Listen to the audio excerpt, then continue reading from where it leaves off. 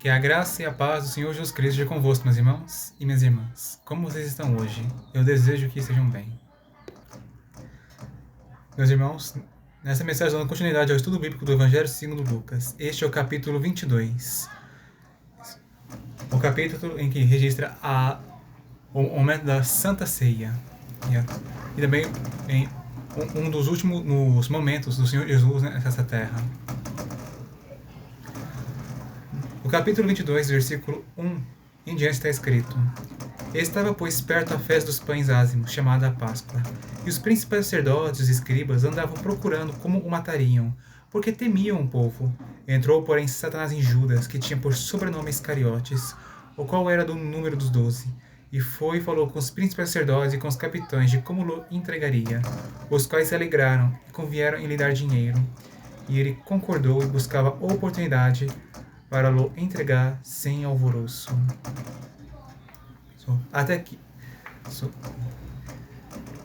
E chegou, porém, o dia dos ázimos, em que importava sacrificar a Páscoa. E mandou a Pedro e a João, dizendo: Ide, preparai-nos a Páscoa, para que a comamos. E eles lhes perguntaram: Onde queres que a preparemos? E ele lhes disse: Eis que quando entrar na cidade, encontrareis um homem levando um cântaro de água. Segui-o até a casa em que ele entrar.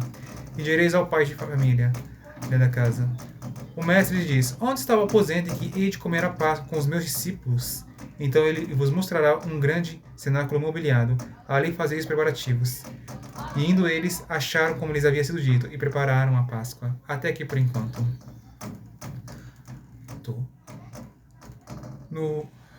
No capítulo 22 é registrado que estava se aproximando o dia da Páscoa. É um dia em que os judeus eles celebram a libertação da escravidão do Egito. Em que por 400 anos os hebreus eles foram escravos do Egito, mas em certo tempo Deus ele levantou Moisés e o usou para libertar o povo de Israel da servidão, para fazer Israel ser um povo livre.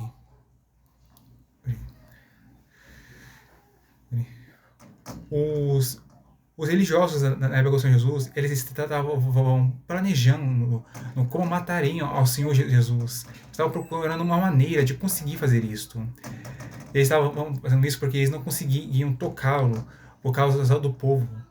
Eles tinham medo porque o povo de Israel acreditava que Jesus ele era um profeta, tá? E por isso eles temiam fazer algum mal a ele e serem apedrejados até a morte depois. Então, Satanás, vendo que ele possuiu o corpo de Judas Iscariotes. Por qual motivo ele fez isto? Judas, ele vivia no pecado. Judas, ele acabava cometendo roubos, hipocrisias, fingimentos, e ele não se arrependia dos seus pecados. E por causa disso, ele deu uma brecha, ele abriu a porta para o inimigo entrar no corpo dele. E no momento certo, Satanás possuiu o corpo de Judas e o usou para trair ao Senhor Jesus. Judas Iscariotes, possuído pelo inimigo, foi até os religiosos, também aos capitães naquela época, tá? E falou com eles como iria entregar a Cristo nas mãos deles. Aquelas pessoas elas se alegraram porque eles eram inimigos de Cristo. Eles odiavam Jesus, eles queriam a sua morte. E quando eles tiveram essa oportunidade, eles ficaram felizes. Então, eles fizeram um acordo. Ele dá uma certa quantia de dinheiro se ele entregasse a Jesus nas mãos deles. E Judas concordou.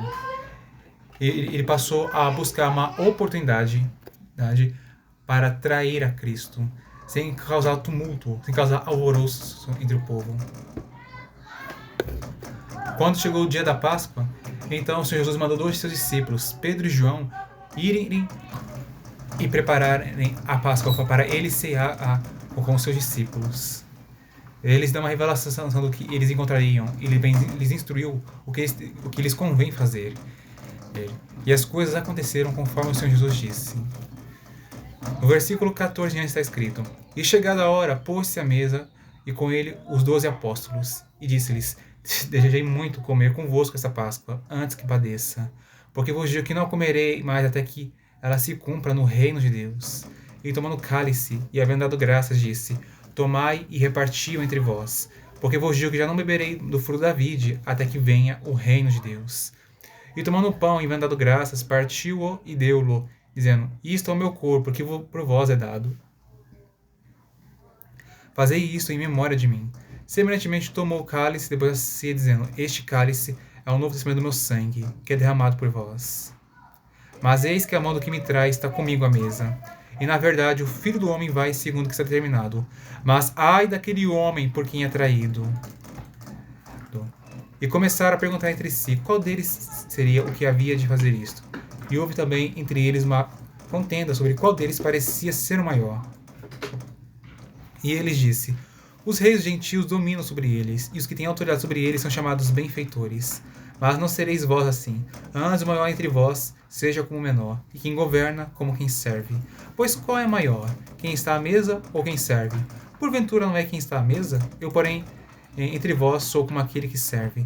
E vós sois os que tendes permanecido comigo nas minhas tentações. E eu vos destino o reino, como o Pai o destinou a mim. Para que comais e bebais a minha mesa no meu reino, e vós assenteis sobre tronos, julgando as 12 tribos de Israel. Disse também o Senhor: Simão, Simão, eis que Satanás vos pediu para vos cirandar como um trigo. Mas eu roguei por ti, para que a tua fé não desfaleça. E tu, quando te converteres, confirma a teus irmãos. E ele disse: Senhor, estou pronto a ir contigo até a prisão e a morte. Mas ele disse: Digo-te, Pedro, que não cantará hoje o galo antes que 3 vezes negues que me conheces. E disse-lhes: Quando vos mandei sem bolsa, forte sandálias, faltou-vos porventura alguma coisa? Ele respondeu: Nada. Disse-lhes, pois: Mas agora aquele que tiver bolsa, tome-a, como também o alforge, e o que não tem espada, venda a sua capa e compre-a. Porquanto vos digo que ainda importa que em mim se cumpra aquilo que está escrito, e com os malfeitores foi contado. Porque está escrito: Porque o que está escrito de mim terá cumprimento. E eles disseram: Senhor, eis aqui 2 espadas. E ele lhes disse: Basta. E saindo, foi como costumava para umas oliveiras. E também os seus discípulos o seguiram. Até aqui. E quando chegou a hora do Senhor Jesus ceiar com seus discípulos, ele se assentou à mesa e confessou que ele desejou muito este momento com eles, antes dele padecer, antes dele sofrer e morrer. Porque a próxima vez em que ele iria ter esse momento especial com os discípulos, esse momento de comunhão com eles, só seria depois em que o reino de Deus viesse. Isso quer dizer que ele ia, por assim dizer, demorará muito tempo. Até a próxima. O Senhor Jesus ele queria passar esse momento especial com seus amigos antes dele partir. Ele tomou a sua ceia. Ele deu o cálice que tinha o vinho que simbolizava o seu sangue e o pão que simbolizava o seu corpo. Deu a cada um, e cada um comeu e bebeu. E durante após o fim de serem ceados, o Senhor Jesus ele revelou que havia um traidor entre eles. E este iria trair a Cristo. Os discípulos eles começaram a ficar perguntando entre si: quem é que fará isto? Será que é ele ou ele? Então eles começaram a discutir uns contra os outros quem parecia ser o maior. Por que eles começaram a discutir sobre isso? É porque quando eles ouviram essa declaração de Jesus, eles pensavam: não tem como ser eu. Eu vivi isto, eu ouvi aquilo, eu fiz essas obras maravilhosas, não tem como ser eu. Só pode ser o outro. Não tem como não. Sou maior, Eles estavam dando uma boa discussão. Eles estavam exaltando a si mesmos, se achando bons demais para fazerem isso contra Cristo. Mas nenhum ser humano é bom. Boa parte dos apóstolos, o que eles fizeram ao Senhor quando ele esteve no momento mais difícil da sua vida foi abandoná-lo e deixá-lo sozinho. Entre aspas, sozinho, porque Cristo não estava só. o Senhor Jesus, ele tinha consigo a presença do Pai, que o acompanhou até ele ser pregado na cruz.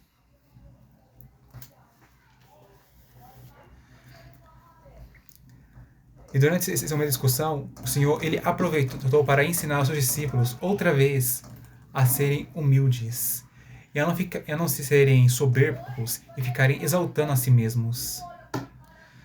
Ele ensinou que as nações estrangeiras, os grandes governam os pequenos, e os que têm controle, domínio, autoridade sobre as pessoas são chamadas pessoas benfeitoras, ou seja, pessoas que fazem o bem, pessoas boas. Mas no povo de Deus não será assim.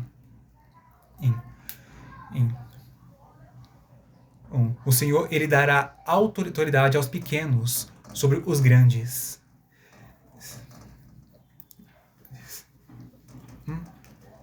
Perdão.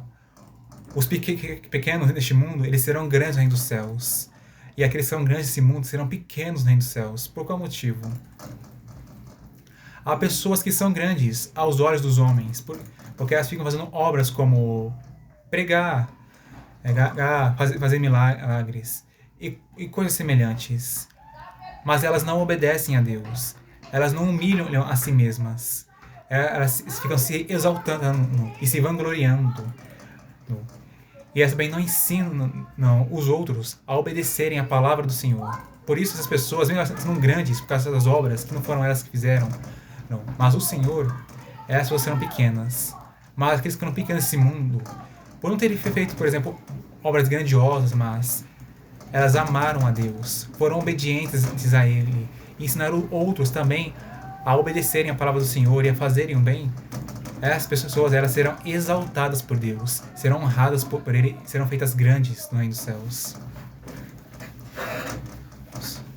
O Senhor ensinou que se alguém quiser ter autoridade, se alguém quiser governar, liderar, o que essa pessoa precisa fazer é servir aos outros. Um bom líder, ele serve aos seus liderados. Isso aqui é um exemplo porque nós temos que imitar o Senhor Jesus. Mesmo ele sendo um Senhor, mesmo ele não tendo obrigação alguma de nos servir, e o Senhor ele se serviu aos seus discípulos, lavou os pés deles, fazendo um trabalho que é de um escravo. E também, o que eu posso dizer, o Senhor ele nos faz boas obras, mesmo ele não tendo obrigação alguma de fazer isso, porque ele é nosso Senhor e nós somos os servos dele. Nós é que temos a obrigação de servi-lo. Se ele nos serve, ele faz isso por graça, sabe? E não porque nos deve alguma coisa. Sabe? O Senhor usou uma comparação. Quem é maior? Quem está à mesa ou quem serve? Isso quer dizer, quem é maior? O Senhor ou o servo? Claramente é o Senhor. Mas entre os discípulos, Jesus estava agindo como se ele fosse servo deles. Não que ele estava obedecendo a eles. Ele não obedece a ninguém, exceto a Deus. O Senhor Jesus era servindo aos seus discípulos, fazendo boas obras a eles. O Senhor ele demonstrou que ele reconhece que seus discípulos, eles ficaram com ele em suas tentações. E por causa dessa lealdade que eles demonstraram para com o Senhor, ele lhes honrou, lhes destinando o reino nos céus. Assim como foi destinado a ele. Para que os discípulos estejam junto com ele e também para que os 12 apóstolos eles se assentem sobre todos os tronos para julgarem as 12 tribos de Israel. Os apóstolos eles julgarão ao povo de Israel e darão a cada um deles segundo as suas obras.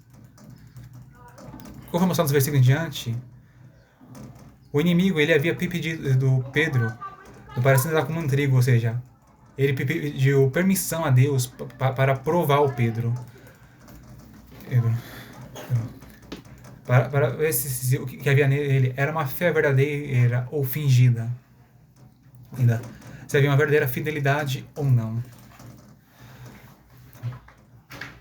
O Senhor Jesus ele sabia disso, que isso aconteceria. Então, ele orou, ou intercedendo pelo seu apóstolo, pelo seu servo, pelo seu discípulo, seu amigo. Para que, porque ele sabia o que aconteceria depois. Pedro iria negá-lo 3 vezes. Mas para que Pedro não perdesse a sua fé, o Senhor intercedeu por ele. E quando Pedro se convertesse, se mau caminho, então que ele confirmasse a teus irmãos que Jesus ressuscitou. Pedro ele não aceitou a profecia de Cristo e acreditava que ele poderia mudar isso, né, em sua própria força. Sabe? Mas então o Senhor revelou que Pedro não conseguiria mudar isso. E Pedro iria negá-lo 3 vezes que o conhece. Pedro estava com orgulho e autossuficiência dentro de si.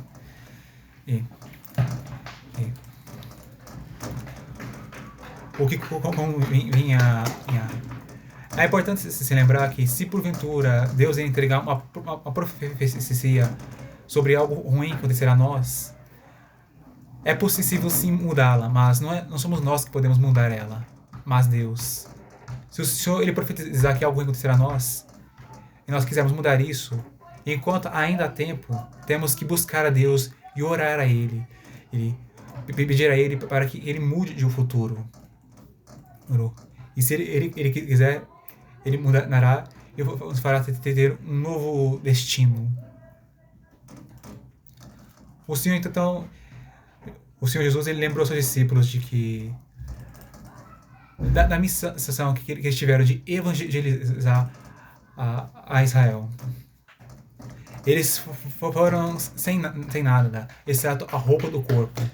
E o Senhor lhes perguntou: lhes faltou alguma coisa? Não, eles disseram. Isso mostra a provisão de Deus.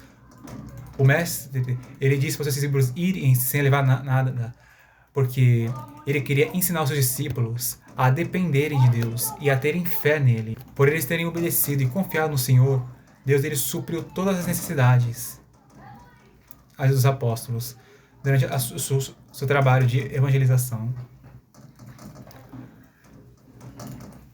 No versículo 36, agora o Senhor ele está dando uma ordem diferente do que ele deu antes. Se alguém tem uma bolsa, tome como também o alforje. E quem não tem espada, venda a sua capa e compre-a. O que ele quer dizer com isto? O Senhor Jesus ele se ausentaria deste mundo e ele subiria aos céus. E após a sua partida, iria haver perseguição contra a igreja de Cristo. E por isso os discípulos iriam fazer planejamentos e guardar provisão para si. E em alguns casos, eles precisariam defender a si mesmos. Por isso o Senhor lhes mandou: e quem não tem espada, venda a sua capa e compre-a. Meus irmãos, se por acaso algum de vocês necessita de uma arma para legítima defesa, então saiba que a Bíblia permite sim uma pessoa ela ter para si uma arma para defender a si mesmo. Contudo, se você for buscar carta para si e ore ao Senhor para você saber se você tem condições para ter isso. Não falo questões financeiras, mas sim condições psicológicas e emocionais. O Senhor Jesus declarou que aquele que lançar a mão da espada morrerá pela espada. Aquele que usar uma arma para cometer homicídio, ou então para maltratar o seu próximo, vai ser morto também por uma arma. Adquira para si uma arma, mas se você quiser isso e o Senhor ou concordar, e também se você precisa e tem condições para ter uma e usar para defesa e não para homicídio nem maus tratos. E se porventura você quisesse se defender, mas você não pode ter uma arma, se isso é conveniente, eu lhe digo que é bom você aprender alguma arte de luta, tá? Aprender no mínimo o básico dela, para você defender a si mesmo e a quem você ama, se houver necessidade.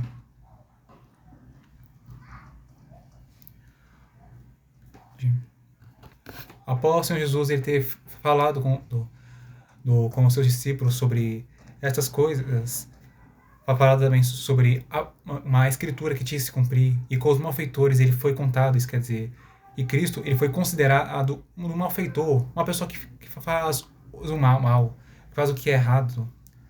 Ele contou que o que está escrito dele terá cumprimento, ou seja, tudo que a Bíblia profetizou acerca do Senhor Jesus Cristo será cumprido. Uma parte já se cumpriu e outra parte há de se cumprir. Porque a palavra de Deus, ela é fiel, ela não cai por terra. Os discípulos, eles obedeceram a palavra do Senhor e compraram 2 espadas. O Senhor lhes disse, se basta. Tá? Então, ele se retirou e foi para umas oliveiras para orar. E os 2 apóstolos foram com ele também. Meus irmãos, esta aqui foi a parte 1 da mensagem de hoje, do estudo bíblico. Se vocês gostaram desse vídeo, eu peço que aperte o botão de gostei e também, se algum de vocês não é inscrito, se inscreva no meu canal e também compartilhe este vídeo para os seus amigos, para a sua família, para os nossos irmãos e irmãs na fé. E deixe também escrito o seu comentário